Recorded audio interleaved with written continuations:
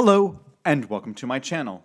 My name is Jonathan Cohn, and today I have my video talking about my ranking of all the books that I read that were published in the year 2023.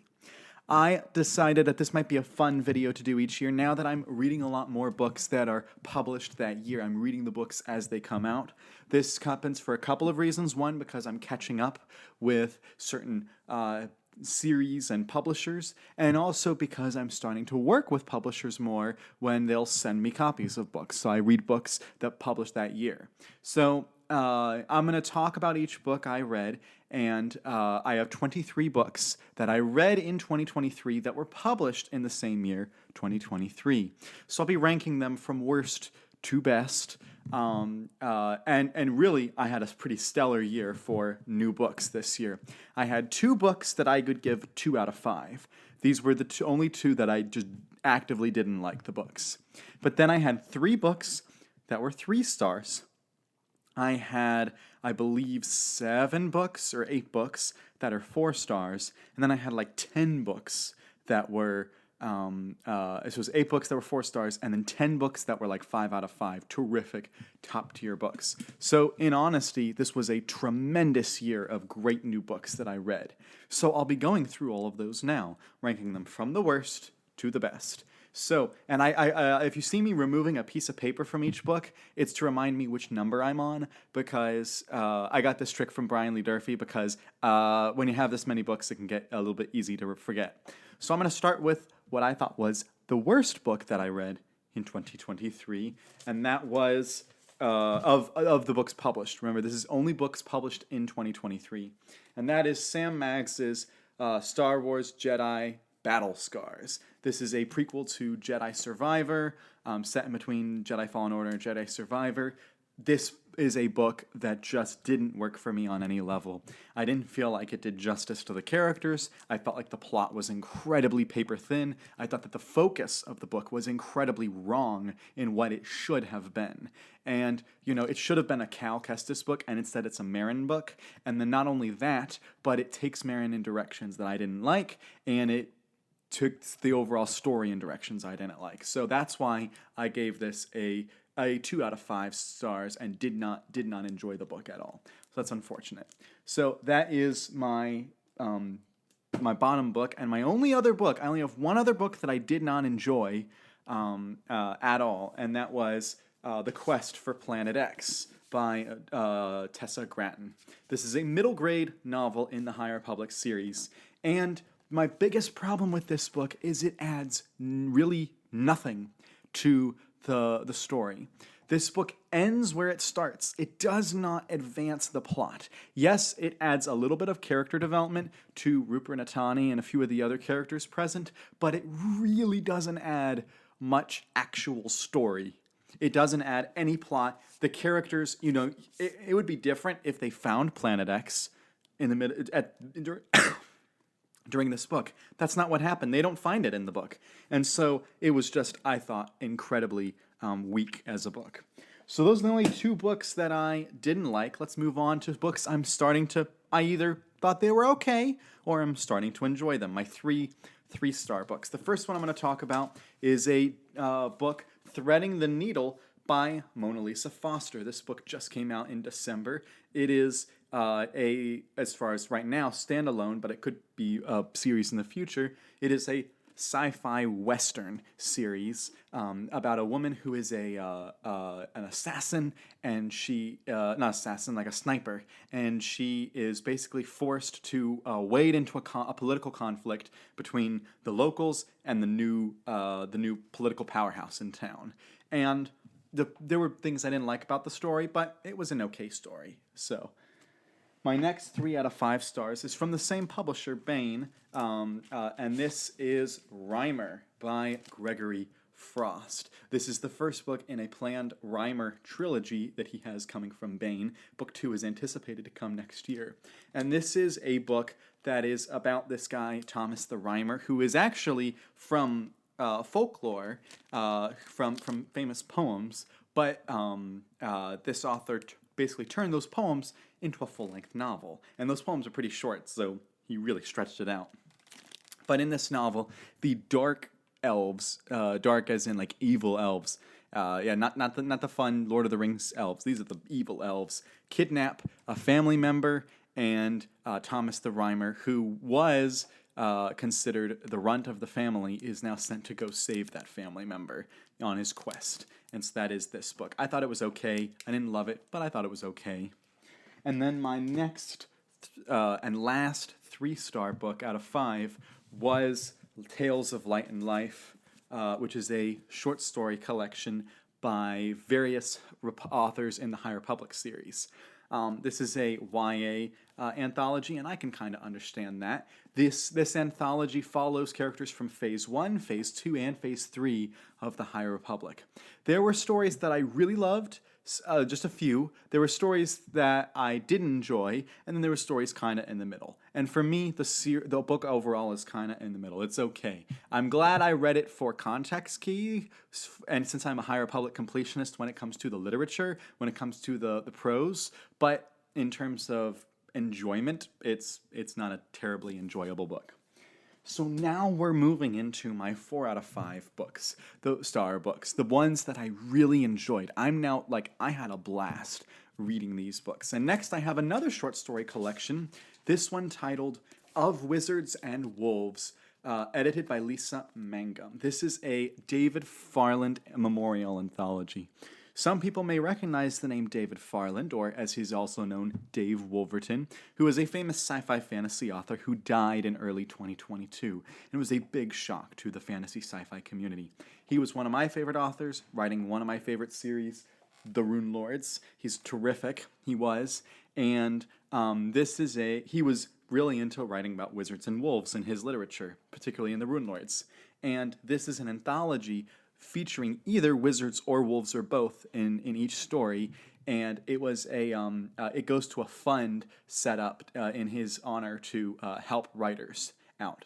David Farland was really keen about helping out other writers, and this short story collection is super fun. There's a ton of entertaining and creative stories in here. This is a great way to find new writers who might really work for you. This is absolutely creative. This is from a small independent press called Wordfire Press. You may recognize that name because that's Kevin J. Anderson's publishing house. And so I don't know anyone else who read this book. I don't know a single person who read this book other than me, but I really enjoyed it. And so that's why we have that. So next, my number 17. I have not been reading out the numbers. I am doing terrible at this. My number 17 is Edge of Balance Precedent. Edge of Balance Precedent is a manga, not Among Us, a manga for the High Republic series. It's very short. I read it in like half an hour, 45 minutes, not even that. It's a super quick read, but I really enjoyed it. I thought it was delightful. I thought it was a really well-written story. And so that's why, I think it's probably the best of the 3 manga that we've gotten so far for the High Republic. The problem is they should have just bound all the manga up into one volume and sold it at this price, because $15 for a story I can read in 40 minutes is not worth it. That's I could read a novel which is 5 or 10 hours of reading for $15 as well. So anyway, my number 16 book is The Icarus Twin by Timothy Zahn. This is a brand new release, came out in December. There is a sequel follow-up to the Icarus plot, which was a follow-up to the Icarus Hunt, part of the Icarus saga. It is a puzzle box story. It is a puzzle box sci-fi book. And so you are trying to uncover mystery upon mystery upon mystery, and when you peel back one layer, 2 more layers are there, and you peel back one layer, 2 more layers of the mystery are there. And you're really trying to figure out everything behind the story. And it's twisty and turny and so difficult to follow in a good way. And I really enjoyed this one. So that's why it's my number 16. Number 16. My number 15 is a High Republic book, The Path of Vengeance by Cavan Scott. It's a beefy book. For a YA book, it's pretty long. It's about 500 pages. This is the final novel in the Phase 2 line. Phase 2, you had a YA novel, you had 3 adult novels, and then you had this YA novel. One of the adult novels was a script, I know, but yeah, the YA, 3 adult YA. The middle grade really didn't matter in Phase 2. I'm sad to say, but the YAs did. And this book, it had some great moments. It's much more character driven than the adult books are. It's focusing on some of the row characters, a lot of the path. You're following the villains in the YA books here, in this one in particular. But there's still a lot that's really great about this book that I really enjoyed. Next, my number 14 is one of Brandon Sanderson's secret projects, and that is secret project number 2, The Frugal Wizard's Handbook for Surviving Medieval England. This is a kind of time travel story. If you've heard Brandon Sanderson pitch his Titanic 2 Sink Harder story, where people go back to the Titanic and in time travel, or you can go back and buy your own timeline or something like that, that's basically what happens with this book. It is an adventure about a guy who ends up in the medieval times and knows he's not from the medieval times, but doesn't know where he's from exactly or how he got there or all that stuff. And all he has to help him and guide him is The Frugal Wizard's Handbook for Surviving Medieval England. It's a charming story. It is not the best secret project. In fact, it's the worst of the 3 I've read, and I'll be reading Secret Project 4 when it comes out in January, but it is not the best of the secret projects, but it's still entertaining. So that's why it was my number 14. My number 13 is a Star Trek novel. It is Somewhere to Belong by Dayton Ward. This is a Star Trek Discovery novel, and I'm not the biggest Discovery fan, but I quite enjoyed the book. It really gets the characters of Discovery, if you enjoy that show, and it also tells an interesting, unique Star Trek story. It's the world building in here is very different, so it's kind of refreshing because the book's set hundreds of years in the future. I think it's like 800 years in the future, so it's totally a different landscape than we're used to seeing in Star Trek. And so that's why it is my number 13.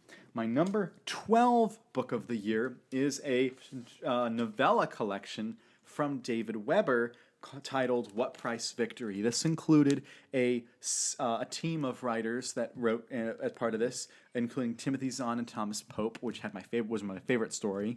And then you had Jane Linskold, Jan Katuch, and Joel Presby, and of course, David Weber. And I actually read this book so that I could interview the authors involved. I didn't get to interview Pope and Zahn, but I interviewed the rest of them for this book, and it was a delightful experience. Loved meeting and talking with all of them. And it's a really good short story, or novella collection. There's like one novella I didn't like, but the rest of them I thought were really good. Next, my number 11 is my last of my 4 stars, my really good books that I read, and that is Yumi and the Nightmare Painter. That is the third secret project, and I think it's the second best of the secret projects that I've read. This is a very much Asian-inspired fantasy novel. So if you like Asian-inspired stories, you'll probably enjoy this one. It is a really entertaining romance. It's very slow burn. The story takes a long time to get going, but once it does, it kicks up into gear. I really enjoyed that. And so I think it's a really good book.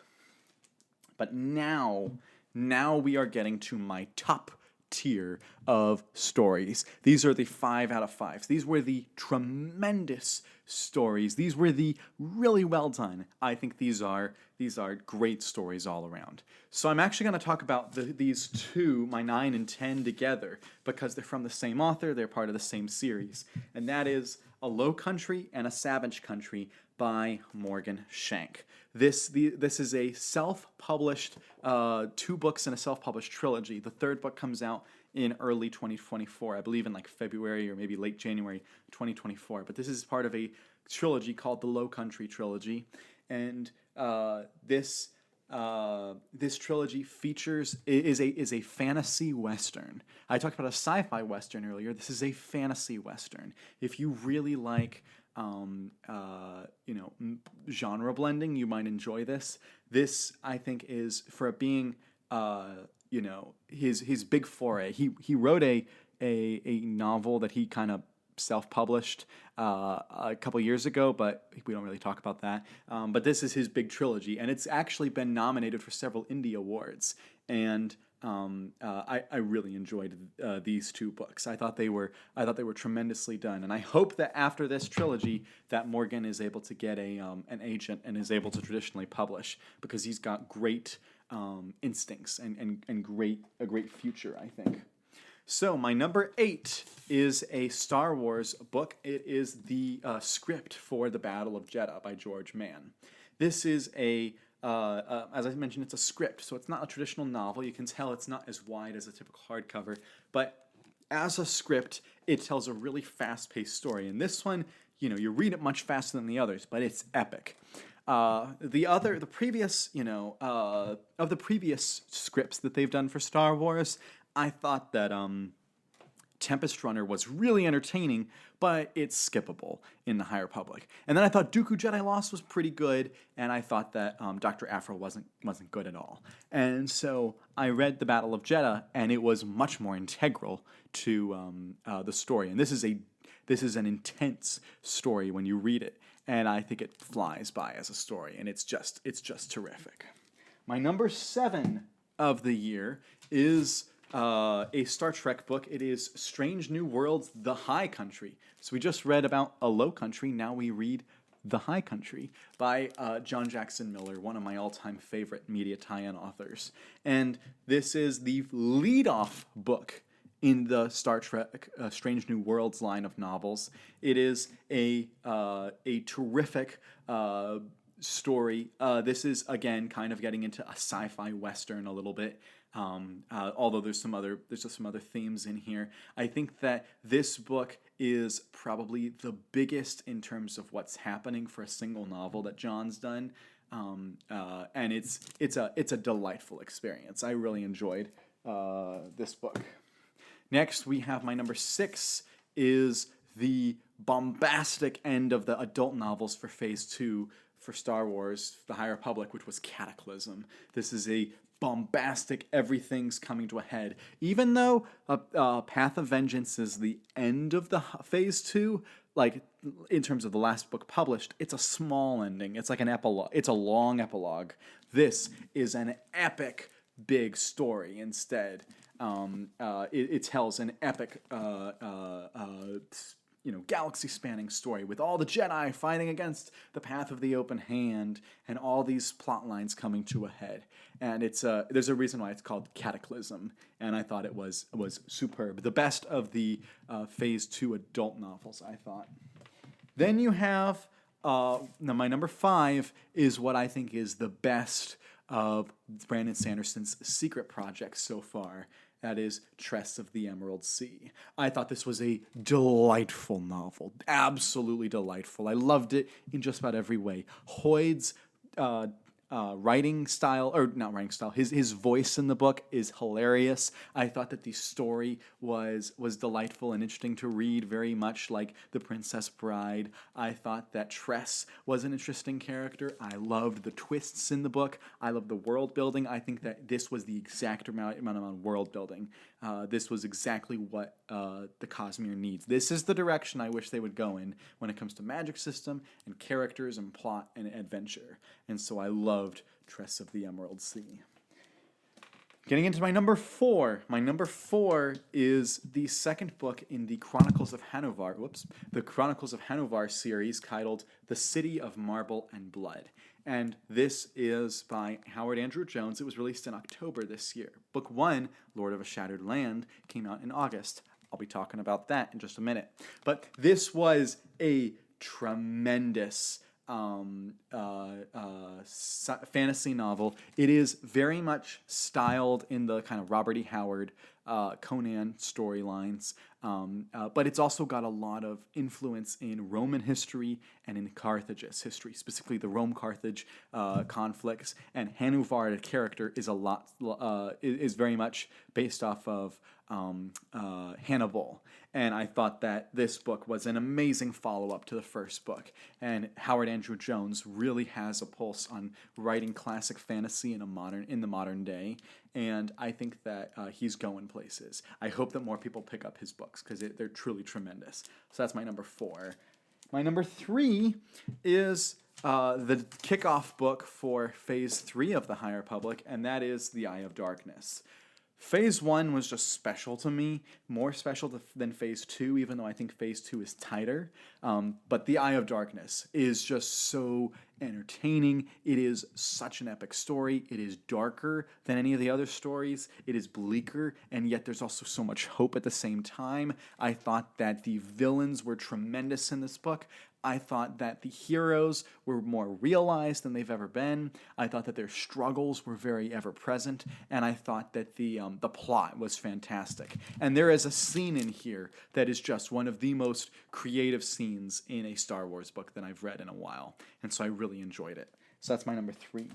My number 2, I mentioned I would talk about this as well, is Lord of a Shattered Land by Howard Andrew Jones, the first book in his Hanovar series. I already talked about this series and how great it is just a second ago, but this is the kickoff to the series, and this one has more focus on the monsters in each chapter, whereas the sequel is more focused on the military tactics and stuff.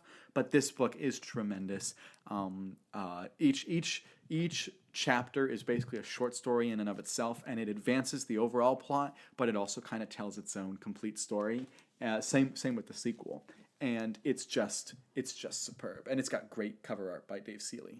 So that's my number 2. My number 1 best book that was published in 2023 that I read, out of the 23 books that were published in 2023 that I read, is Inquisitor: Rise of the Red Blade. This is the best Star Wars book I read this year. It's the best novel released this year that I read. It is a tremendous, amazing, superb book. I keep using these superlatives because I'm talking about my favorite stuff. But this book was everything I wanted it to be. It was my most anticipated book going into the year because I knew Delilah Dawson can deliver when she is given the right parameters. And she absolutely delivers with this book. This has kind of a classic EU vibe to it. It kind of the timeline starts during the Attack of the Clones. It goes through the events of the Clone Wars, and then it happens right after Revenge of the Sith, when the Inquisitorius starts forming, and you follow Iskat as she goes from being a Jedi Padawan to eventually being an Inquisitor. And it's a dark journey for her, and it's a dark book, but it is so well done and refreshing. And outside of the High Republic, we've kind of been lacking great books, because as I mentioned, the only other original novel that was published in the adult line was not great in my opinion. And so I think this is the best book that I read that was published in 2023. So if you've read any of these books, let me know your thoughts in the comments section down below. And until next time, I'm Jonathan, and thank you for watching.